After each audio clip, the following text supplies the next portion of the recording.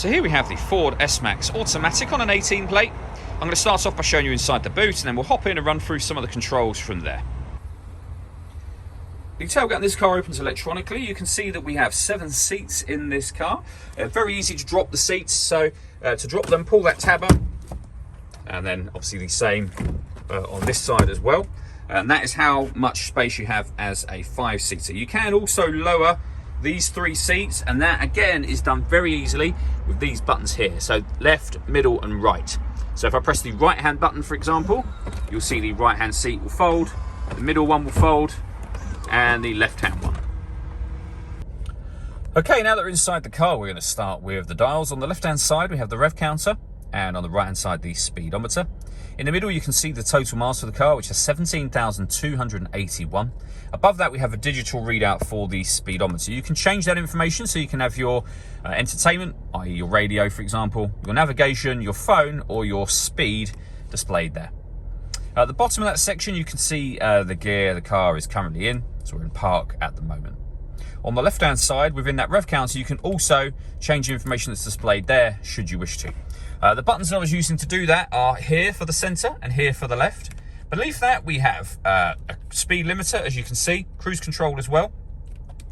Over on the right hand side we have stereo and phone controls. The steering wheel for this car is electronically adjustable. There's a button down where I'm pressing here, and you can see you can make adjustments to the steering wheel electronically. The minus and plus paddle are so that you can change gears manually with this automatic gearbox should you wish to do that. Over in the center we have the touchscreen for the car. So this is where you add your phone. Search for your vehicle on your device and select it once it is found. And then just follow the instructions on screen from there. It's also where you can access your music. This car has got a few ways to listen to music. So AM, FM, DAB radio with a CD player. Bluetooth audio as well, so you can stream your music wirelessly as well as making and receiving phone calls. This car's also got 2 separate USB inputs, so if you plug devices into those, they'll appear up here as options as well. You'll also have noticed, I'm sure, the satellite navigation just here. There's a full video showing how that works that you can find on our website and on our YouTube channel. If I pop the car into reverse, you'll also see we have a reversing camera to go with those parking sensors as well.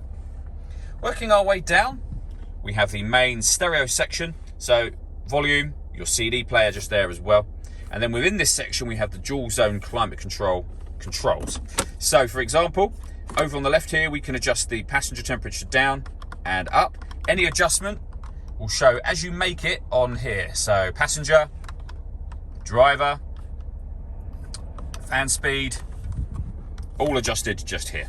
When you're happy with those settings, your air conditioning is on at the minute, so off, back on again, or hit auto. The car will now maintain the temperatures you've asked for you by taking control of the fan speed and the direction of the air. Any manual adjustment will take auto off straight away again. We've also got a heated driver's seat with 3 different heat settings, and the same over on the passenger side just here.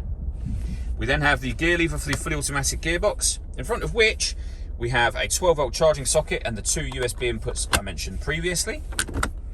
We have an electronic handbrake. This button turns the parking sensors on and off. This one will turn the stop and start on and off. And this one will turn the autonomous parking on and off. So this car can parallel park and perpendicular park itself. There are videos showing that working on our website and YouTube channel as well. The last thing I wanted to mention is the panoramic glass roof on this car. So there's a sunblind. Press the button and that will open electronically. And you can see that lets in a huge amount of extra light to the car.